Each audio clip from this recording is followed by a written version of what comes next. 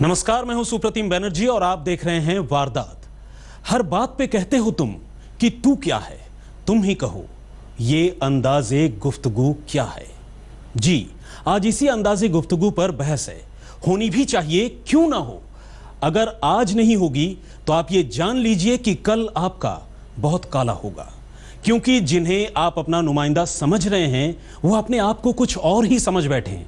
तो जरूरी है कि उन्हें बताया जाए कि वो क्या हैं, वरना जो आज शिवसेना सांसद रविंद्र गायकवाड़ खुद को मान बैठे हैं, अगर सब ऐसा ही समझने लगे तो बड़ी मुश्किल होगी।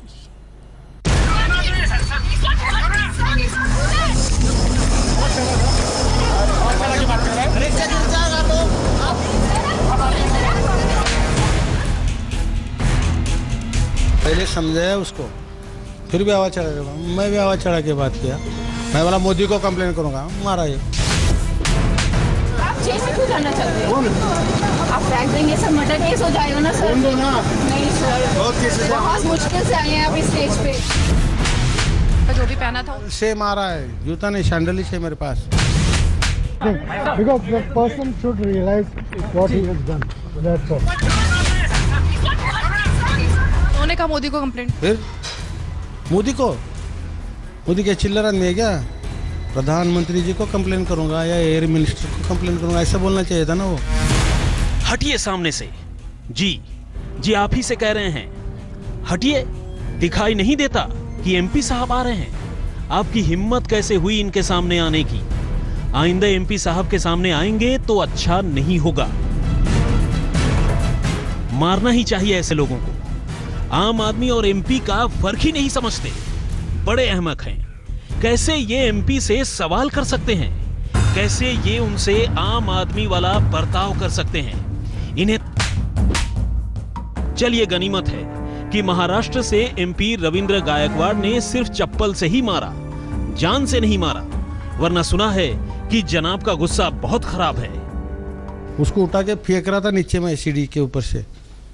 वो सब लेडीज हॉस्टेस वो बोले सर जी जान दो, वो बच्चे वाला है। मैं बोला ओके, जाके बैठा मैं। क्या सही है क्या गलत है इसका पूरा एहसास है एमपी साहब को, तभी तो कान छूकर भगवान से क्षमा प्रार्थी भी हैं। मगर जब गुस्सा चढ़ता है तो फिर सही गलत का ख्याल नहीं रह जाता, और जब हैसियत में कोई उनसे छोटा हो तो फिर पूछिए ही मत। क्या गलत है इसमें? चिल्लर आदमी एमपी को कुछ भी बोलता है, सुनना। चिल्लर आदमी मोदी को बोलता है मोदी को कंप्लेन करूंगा। मोदी बोलने का तरीका है, इस देश के प्रधानमंत्री जी है वो। अच्छा, वो तो चिल्लर आदमी था जो एमपी साहब से उलझ रहा था।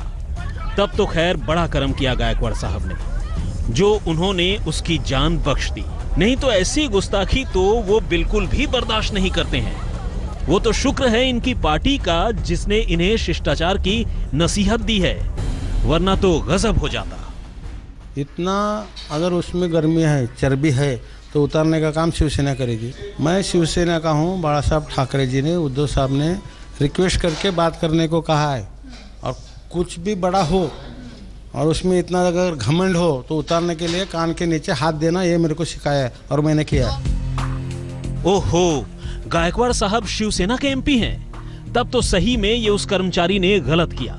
उसे शिवसेना के एमपी की बात तो हर हाल में सुननी चाहिए थी, क्योंकि ऐसा ना करें तो शिवसेना के बारे में तो आप जानते ही हैं। मैंने मिटाया था लफड़ा वो।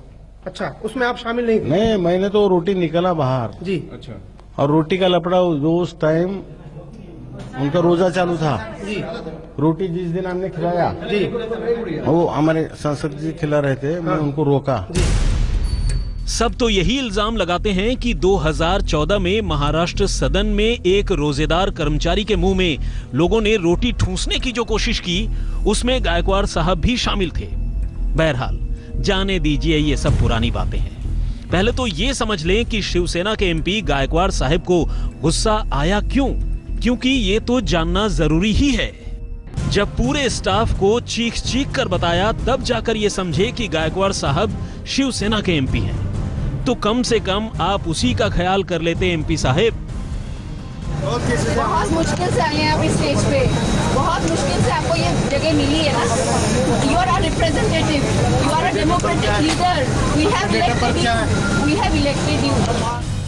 सच में खूब नाम रोशन किया है गायकवाड़ साहब ने लोकतंत्र का, और सही भी है। लोगों को पता चलना ही चाहिए कि एमपी क्या होता है, उसकी ताकत क्या होती है। वो जब चाहे किसी को भी चप्पल से कूट सकता है। वो तो गनीमत है जो नहीं करते हैं, वरना गायकवाड़ साहब ने तो करके बता ही दिया। मैं फ्लाइट से 1 घंटा उतरा नहीं। तो आपकी वजह से डिले हुआ ना? क्या डिले हुआ? दूसरा फ्लाइट लगाना ना, बस स्टैंड है वो। ये गाड़ी खराब होने के बाद दूसरा नहीं लगा था। एयर इंडिया के पास क्या दूसरे ये नहीं है, फ्लाइट्स नहीं है।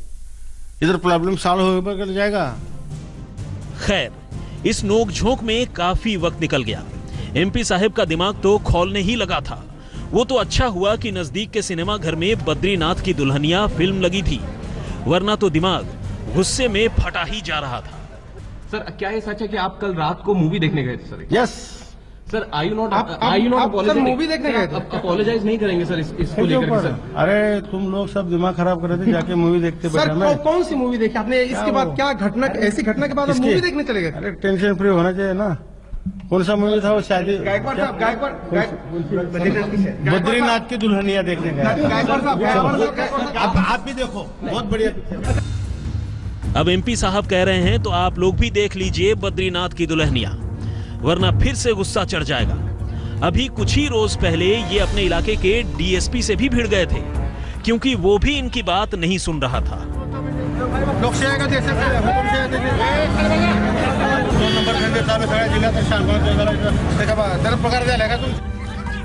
इतने हंगामे के बाद भी एयर इंडिया और दूसरी एयरलाइंस की हिम्मत तो देखिए कि अब गायकवाड़ साहब को फ्लाइट में घुसने की इजाजत नहीं दे रहे हैं। अरे कमाल करते हैं आप लोग। शिवसेना के एमपी रविंद्र गायकवाड़ साहब को आप लोग नहीं ले जाएंगे तो क्या इतने बड़े एमपी होते हुए ये ट्रेन से जाएंगे?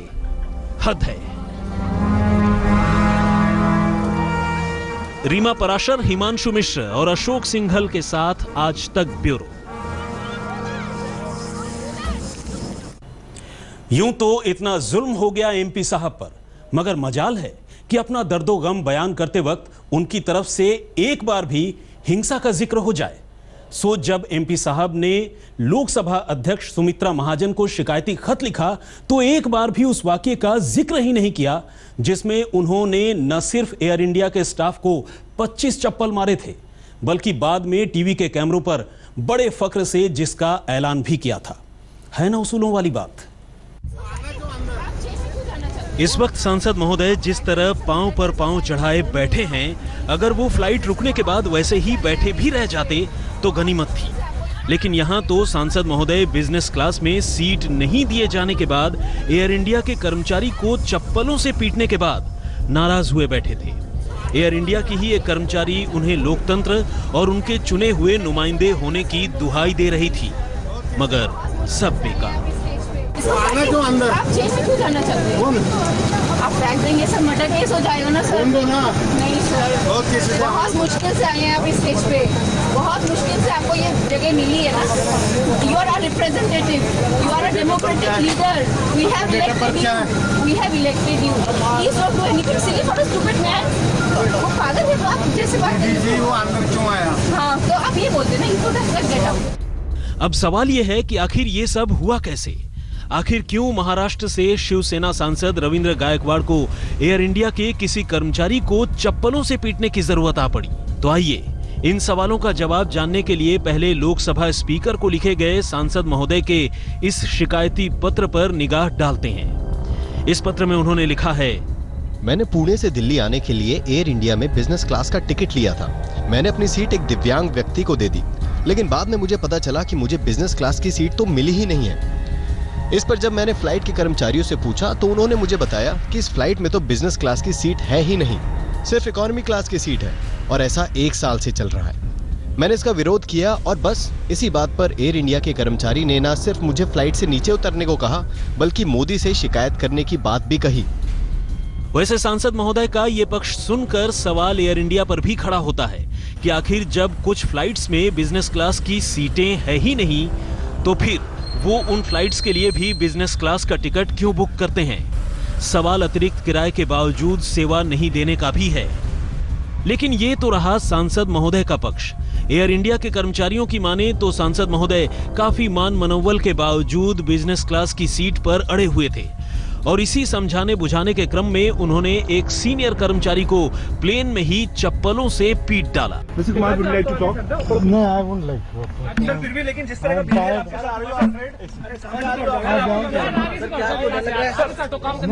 कोई डर नहीं, मेरे को कोई डर नहीं। लेकिन आपने उसके साथ बदतमीजी की थी sir. No, I don't have to say anything because the person should realize what he has done. That's all. But he's not realizing that's the issue. So do you think he will be punished? Why should I say something?